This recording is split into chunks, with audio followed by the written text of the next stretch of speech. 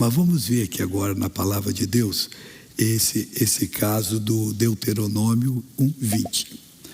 Então eu vos disse, eu já preguei isso aqui, se você assistiu o culto, não fica triste não, mas eu tenho que repetir, que é povo diferente sempre.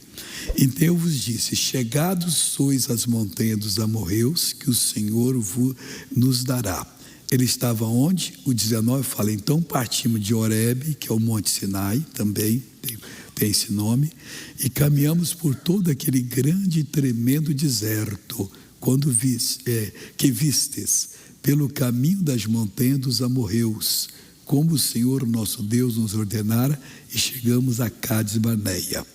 Então eu vos disse, chegados sois às montanhas dos amorreus, que o Senhor nosso Deus nos dará. E eis que o Senhor teu Deus te deu essa terra diante de ti. Sobe, olha o mandamento, e possua, como falou o Senhor, Deus de teus pais. Não temas e não te assuste. Nós não vamos temer, não vamos assustar não, só de boca para fora. Olha o que eles fizeram. Então todos vós chegastes a mim e dissestes, mandemos homens adiante de nós para que nos espie a terra e nos dê resposta por que caminho devemos subir, e a que cidade devemos ir. Pareceu-me, pois, bem esse negócio. Ele não tinha o direito de dizer que pareceu bem. Deus mandou, é mandamento. Não importa, vamos fazer o que Deus está falando. Aí, de sorte que de nós tomei 12 homens, de cada um homem. E aí ele os orientou, eles foram e trouxeram a má notícia. Nós vamos agora para Números, capítulo 13, e vamos pegar já na má notícia. Começando aqui no versículo 25, 13, 25. Depois voltaram de espiar a terra ao fim de 40 dias e caminharam e vieram a Moisés e a Arão e a toda a congregação dos filhos de Israel no deserto de Parã, a Cádiz, e tornando deram-lhes conta a eles e a toda a congregação e mostraram-lhes o fruto da terra. E contaram-lhe e disseram, fomos à terra que nos enviaste, e verdadeiramente mana leite e mel, este é o fruto. Eu expliquei hoje, pessoal, que sempre a pessoa que tem uma intenção errada, ou porque quer, ou porque já está iludida pelo inimigo, aparece elogiando a gente de alguma maneira. Aí depois que você se sente bem com ela dá aquela facada, pede uma coisa e tal, vem às vezes até com intenções impuras. Aí o que aconteceu aqui? Eles vieram e falaram, fomos à terra que nos enviaste e verdadeiramente mana leite e mel, e este é o fruto. E todo mundo se alegrou. Oh, glória a Deus, Deus falou a verdade. Deus sempre fala a verdade, Deus nunca vai mentir. Ele só fala exatamente que ele é a verdade, só fala a verdade. Aí vem a facada. O povo, porém, vai dizer tudo o que disse, que habita nessa terra é poderoso. Aí o pessoal já ficou meio amedrontado. E as cidades fortes e muito grandes. E também ali vimos os filhos de Anak. Os amalequitas habitam na terra do sul, e os heteus, os jebuseus e os amorreus habitam na montanha, e os cananeus habitam ao pé do mar e pela ribeira do Jordão. Então Caleb fez calar o povo perante Moisés. Caleb e Josué ficaram ao lado de Deus, os 10 ficaram contra.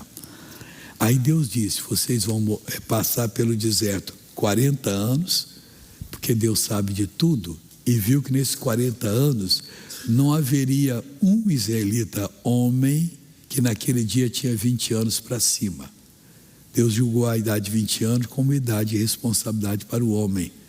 E ele disse bem claro, vocês só vão entrar quando o último morrer.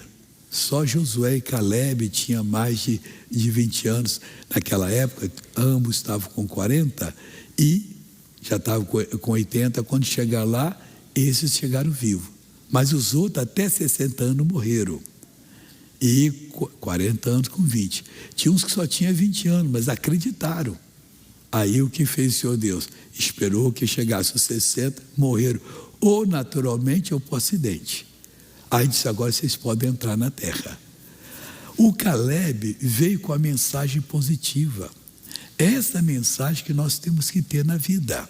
O que ele disse? Então Caleb fez calar o povo perante Moisés e disse, o povo ficou calado, subamos animosamente e possuamo-la em herança, porque certamente prevaleceremos contra ela. Mas não adiantou muito não, porque o povo estava inclinado ao negativismo. A mensagem negativa é a pior que tem, mas dela nós participamos desde o nosso nascimento. Fica fazendo malcriação, papai do céu vai pôr doença em você. Aí a pessoa fica com medo. Já pega a imagem que Deus é mau. Você pode ser uma pessoa boa, você faz 100 coisas certas. O dia que alguém que trabalha para você fizer uma errada, a culpa cai em você. Uma vez uma pessoa importante para mim que ia criar um orfanato. Falei, para que você vai fazer? Não, porque eu tenho os recursos, eu quero aplicar. Então aplica nos que tem. Eles podem aumentar e pegar mais crianças, você não precisa. Porque você pode criar 1000 crianças de pequenininha até os 20 anos. Ou 23, a maioria sai formada em universidade. Ou você fez uma coisa que ninguém nunca fez. Mas se um vigia pegar o menino ou a menina e abusar, você vai ser chamado lá no juízo. Você não tomou conta? Quem já está aí sabe disso. Então ajuda eles que é melhor. Mas não toca a trombeta não. Chama lá e você vai pegar mais pessoas, eu vou lhe ajudar e você vai ser abençoado. Amém? Então a mensagem negativa é tremenda. O que eles falaram agora? Porém os homens que com eles subiram disseram, não podemos subir contra aquele povo, porque é mais forte do que nós. E infamaram a terra que tinha espiado perante os filhos de Israel, dizendo, a terra pelo meio da qual passamos a espiar, é terra que consome os seus moradores, e todo o povo que vimos no meio dela, são homens de grande estatura, e também vimos gigantes, filhos de Anak, descendentes dos gigantes, e éramos esse Anak vivia em Hebron, aquela região, e éramos aos nossos olhos como gafanhotos, e também éramos aos seus olhos. Eles nos desprezaram, nós somos assim, nós não vamos lá. Aí o que ocorreu? Toda a congregação, capítulo 14, 1 agora, e levantou-se toda a congregação e alçaram a sua voz, e o povo chorou naquela mesma noite.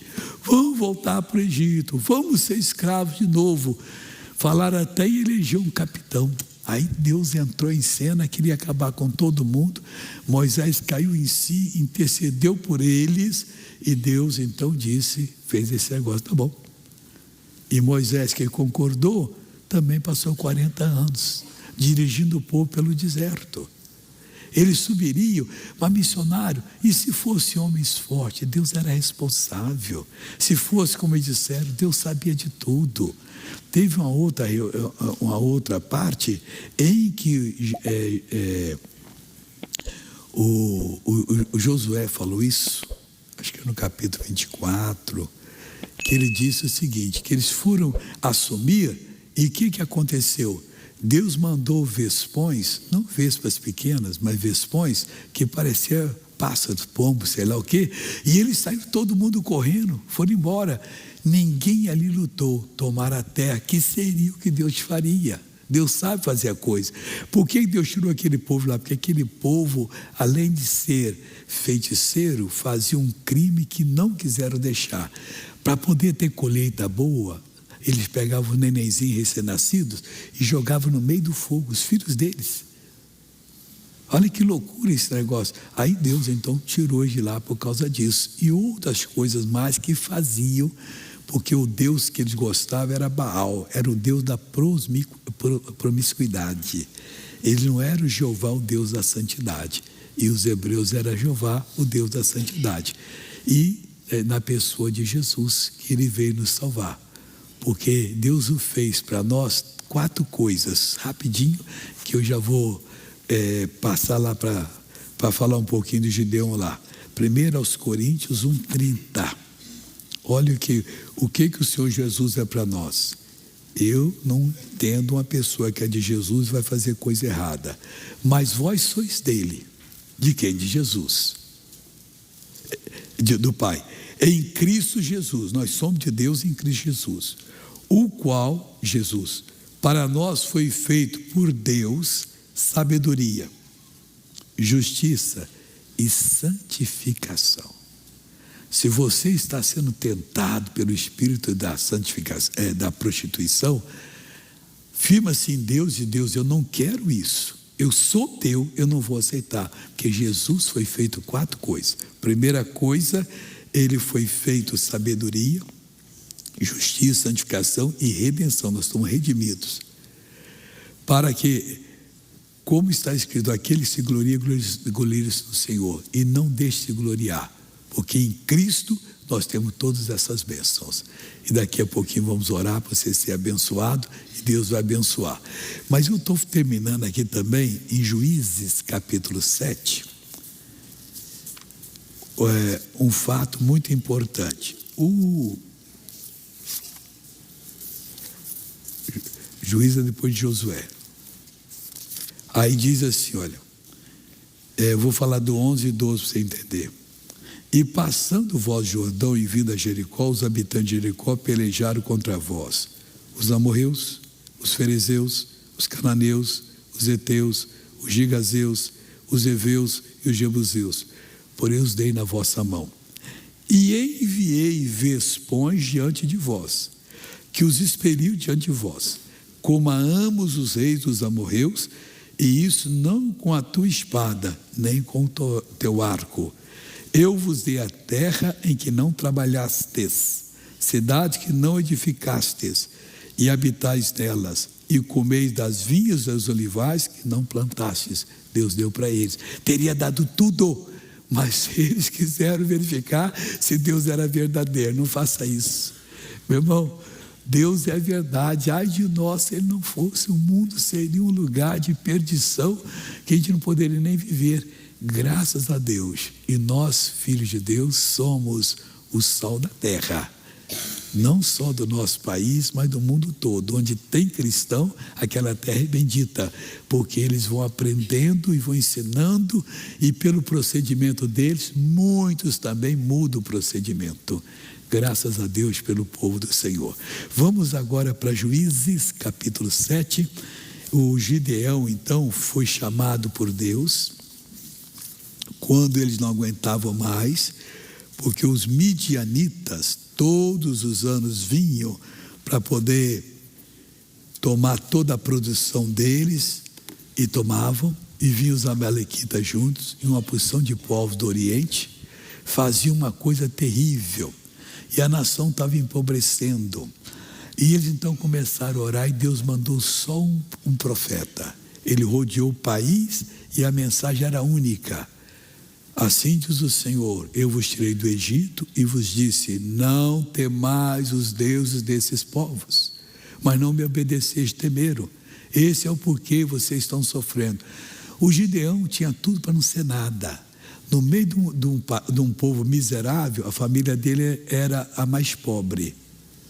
E era grande.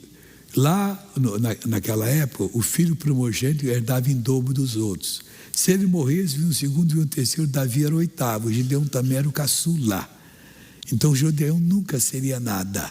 E ele foi assistir a reunião lá do pastor, desse profeta, e disse, então, vou fazer alguma coisa pelo país. E plantou o trigo, quando estava colhendo o trigo, que o pessoal já veio para colher, tomar deles, o anjo de Deus apareceu e disse, você é um homem valoroso. Ele disse, não fala isso não. Deus é com você, não fala isso. Por quê? Porque se ele fosse, o que seria dos midianitas? vai nessa sua fé, porque você vai livrar Israel por meu intermédio. O Gideão arrumou 32 homens e chegou para Deus, apresentou a Deus, é muita gente. Pratica o que diz lá em Deuteronômio. Diga para eles, quem aqui for covarde, medroso, volte para sua casa. 22 mil voltou. Lá em Deuteronômio falava até mais, o sacerdote adiantaria e falaria isso. Você que casou, está em lua de mel, volta para sua casa, é um ano de lua de mel. Você não pode estar na guerra. Você fez uma casa, não morou? Vai morar na sua casa. Plantou um pomar, não usufruiu? Vai usufruir. Para você não ficar mole, não. Ah, mas eu estou aqui, eu posso morrer. Guerra é guerra.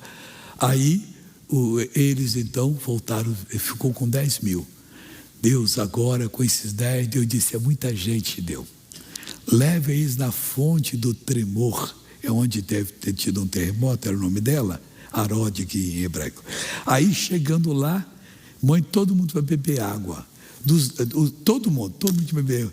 10 mil ajoelharam, pegava a água aqui, fazendo um copinho, ó. E 10 mil, vamos dizer assim, era meio estabanado. Igual cachorro. Eu vou tirar esse para um grupo, deixa os outros naquele grupo de lá. Aí o Gideão, bom, eu tirei 300 aí, então 9.700 dá para fazer. Ele disse, não, 9.700 não manda para casa. Porque Deus tocou no coração e não beberam água. Eles eram uma pessoa racionais, só faz aquilo que acha que é certo. E não tinha nada errado beber água igual cão, mas Deus estava mostrando que se ele mandasse fazer alguma coisa, eles fariam. Eles eram obedientes, os outros não eram. Então esses que lamberam as águas foram com Gideão. O Gideão ainda tinha medo, pessoal, aí que eu vou terminar aqui agora para você, Juízes 7, né, que eu estou agora. Ele tinha medo que não desse certo alguma coisa. Aí o anjo de Deus volta a Gideão, que era Jesus ainda da encarnação, e diz para ele o seguinte, 7, versículo 12. E os medianitas e amalequitas e todos os filhos do Oriente jaziam no vale como gafanhotos em multidão. Esse vale é o vale do Megido. É uma parte plana, mas grande demais. A gente, quando vai para Nazaré, a gente olha, vê lá embaixo lá. Isso aqui. É onde também teve o Ribeiro do Quizon lá que transbordou. Grandes batalhas aconteceram ali. E os medianitas, e todos os filhos do Oriente jaziam no vale como gafanhotos em multidão. E eram inumeráveis seus camelos como areia que há na praia do mar em multidão. Chegando por Gideão, eis que estava contando um homem ao seu companheiro um sonho e dizia, eis que um sonho sonhei e eis que um pão de cevada torrado, Gideão devia ser bem moreno, rodava pelo arraial dos midianitas e chegava até as tendas e as feriu e caíram e as tornou de cima para baixo e ficaram abatidas. E respondeu seu companheiro e disse, não é isso outra coisa senão a espada de Gideão, filho de Joás, varão israelita. Deus tem dado na sua mão aos medianitas e todo este arraial. E sucedeu que, ouvindo Gideão a narração deste sonho e a sua explicação, adorou. Primeiro o seguinte, ele mandou que ele fosse lá no arraial. O homem de Deus tem que estar preparado para ser corajoso. Ele era o homem procurado, porque ele estava agimentando pessoas para lutar contra aquele povo. E meia-noite, um pouco antes, passa ele, o servo dele, o Pura, e foram até o final, não podia ser no início, lá na sentinela, foram lá para o sul. Quando chegaram lá, esse rapaz estava contando o sonho. Aí o Gideão ouviu, o Gideão adorou, e disse, sou eu mesmo, está entregue. Aí não teve dúvida mais.